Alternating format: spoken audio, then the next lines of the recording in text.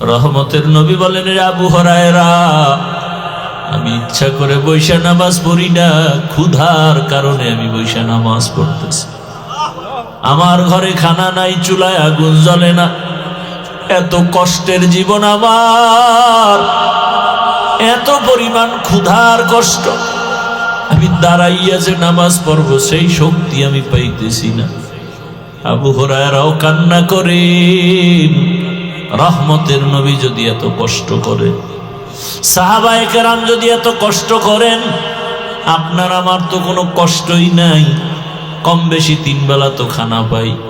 খানাটা যদি হালাল ভাবে খাইতেন, ঘরের মধ্যে আর কোনোদিন রুজিতে বরকত নষ্ট হতো না, ব্যবসায় বরকত নষ্ট হতো না। হারাম খানার দ্বারা ঘরে বরকত থাকে না, ব্যবসা চাকরিতে বরকত থাকে না। রে বাবা, অনুরোধ করে বলছি, ও মা, ও বোনেরা, ও যুবক বাবারা, বৃদ্ধ বাবাজিরা, এখনো সময় আছে, তওবা করেন।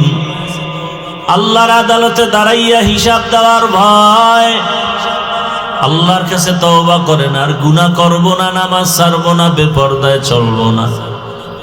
ও যুবক বাবারা, মনে মনে আল্লাহকে বলো, হে আল্লাহ, জীবনে তো শয়তানের ধোকায় পড়ে মনের আশা পূরণে কত দাড়ি কাটলাম, নামাজ ছাড়লাম, বেপরদায় চললাম। আয় আল্লাহ, কত হারাম পথে দৌড়াইলাম, হারাম খাইলাম। আজকে থেকে তওবা করতেছি, আর হারাম খাবো না, আর নামাজ ছাড়বো না, দাড়ি কাটবো না, বেপরদায় চলবো না। মা বাবার দোয়া নিয়া, শিক্ষকের দোয়া নিয়া, উলামায়ে কেরামের দোয়া পরামর্শ নিয়া নবীজির সুন্নাত অনুযায়ী চলবো। ও বৃদ্ধ বাবাজিরা, তওবা করেন। আল্লাহ কোন দিন মরণের ডাক দিবে বলা যায় না। অল্প বয়সেও ডাক দিতে পারে। সন্তানের সামনে বাবারে ডাক দিলে আর উপায় থাকবে না। কত জায়গায় বাবার সামনে সন্তানের ডাক এসে গেছে, আজরাইল এসে জীবনটা নিয়ে গেছে। আবার কত সন্তানের সামনে বাবার ডাক আসছে। ও যুবক, তুমি বুড়া হইয়া মরার কোনো গ্যারান্টি নাই। ঘুমের মাঝেও তো মরণ হয়ে যেতে পারে। যদি তোমার মরণটা হইয়াই যায়, সকাল 10টা-11টায় মা ডাকবে, বাবা ওঠ, আর কত ঘুমাবি? সন্তান তোমার কণ্ঠে আর আওয়াজ নাই। মা বুঝতে পারছে কি জানি হয়ে গেল। দরজা খুলিয়া দেখবে তোমার আমার শরীরটা ঠান্ডা শক্ত। মা চিৎকার দিয়া বলবে, তোরা কে, কোথায় আছো? আয়, আমার বাবা দুনিয়াতে জিন্দা নাই।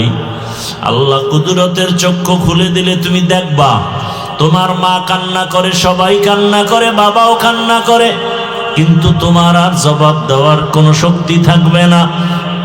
বাবায় টেলিফোন করবে, ইমাম সাহেব, আমার সন্তানটা মরে গেছে, তাড়াতাড়ি আসেন, জানাজা না দিয়ে কোথাও যাবেন না।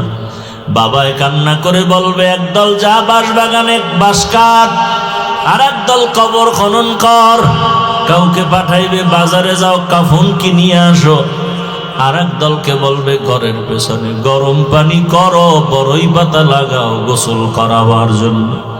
তোমার আমার গায়ের জামা গেঞ্জি বেলেট দিয়া কেটে কেটে রাখবে। রে যুবক বাবা, তোমার আমার হাতের ঘড়িটা আর একজনে হাতে দিবে, তোমার আমার মোবাইলটা আর একজনে নিয়ে বলবে, এটা আমার মোবাইল, আমার বাড়ি, আমার গাড়ি, আমি যা বলছিলাম কিছুই দেখি আমার না। আমার জামা কাপড় খুলিয়া এখন আমাকে সবাই ঘর থেকে নামায়, আমার ঘরেও আমাকে আর থাকতে দিবে না।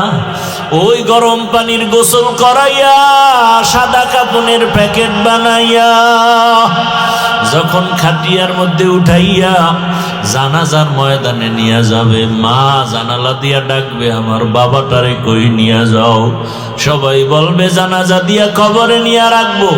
বলে, শেষবারের মতো আমার বাবার চেহারাটা দেখাও, আর আমাকে মা বলে ডাকবে না। রাত্র 10টার সময় আমার বাবা এসে ডাকতো, আম্মু দরজা খুলে দাও। এখন আর কেউ রাতে আসবে না, আম্মু বলবে না।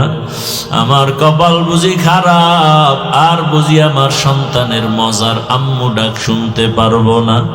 জানাজা পড়াইয়া কবরের দেশে নিয়ে যখন পাড়াইয়া মাটি দিয়া তোমাকে সবাই চলে যাবে, এখন তুমি দেখবা ডানে বামে উপরে পিছনে নিচে মাটি আর কিছুই নাই, তুমি একা আমি একা।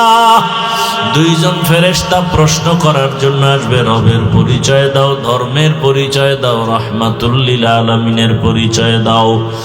ওরে বাবা, তুমি যদি নামাজ না নিয়া, রোজা না নিয়া, তেলাওয়াত না নিয়া, দাড়ি না নিয়া কবরে যাও, আল্লাহর রাসূল বলেন তখন ওই বেনামাজি একটা জবাবও দিতে পারবে না। আফসোস করবে আর বলবে হা হা লা আদরি, আফসোস আমি কিছুই পারি না, কিছুই জানি না।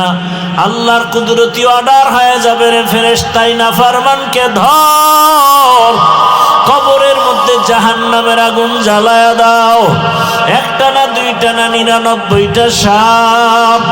আল্লাহ বলবেন কবরের মাটি, এই নাফরমানকে দুনিয়াতে আমি কম নিয়ামত দেই নাই। আমার দেওয়া পানি, আমার দেওয়া মাছ, আমার দেওয়া সূর্যের আলো, চাঁদের আলো, জমিনের ফসল, গাছের ফল সব খাইয়াও নামাজ পড়ে নাই, রোজা রাখে নাই, দাড়ি রাখে নাই, পর্দা করে নাই। আল্লাহ রাগ করিয়া বলবেন কবরের মাটি, এই নাফরমান বেঈমানকে দুই দিক থেকে জোরে জোরে চাপ দাও। এত জোরে চাপ দিবে পাজরের হাড় চুরমার হয়ে যাবে। বাবা, তোমার চিৎকারের আওয়াজ দুনিয়ার সব প্রান্তের পশু পাখিরা শুনবে, মানুষ আর জিন শুনবে না। আল্লাহর নবী বলেন যদি মানুষ কবরের আওয়াজ শুনতো, জীবনে আর সংসার করতে পারত না। এরে নবীর আশিক, এখনো সময় আছে, তওবা করো, মনে মনে আল্লাহকে বলো আর তওবা করো, আর গুনাহ করবা না, নামাজ ছাড়বা না, দাড়ি কাটবা না, বেপরদায় চলবা না। মা বাবার দোয়া, শিক্ষকের দোয়া, উলামায়ে কেরামের দোয়া নিয়ে নবীর আদর্শ সুন্নত মেনে চলবা। তওবা করার মতো যদি অন্তর তৈরি হয়, মুনাফিকি না থাকে, খাঁটি তওবার নিয়ত যাদের আছে, দুটো হাত আল্লাহকে দেখায় দাও। আয় আল্লাহ, হাতগুলো কবুল করে নেন, তওবা কবুল করে নেন, তওবার উপরে মজবুত হইয়া চলার মতো তৌফিক দান করেন, আমিন।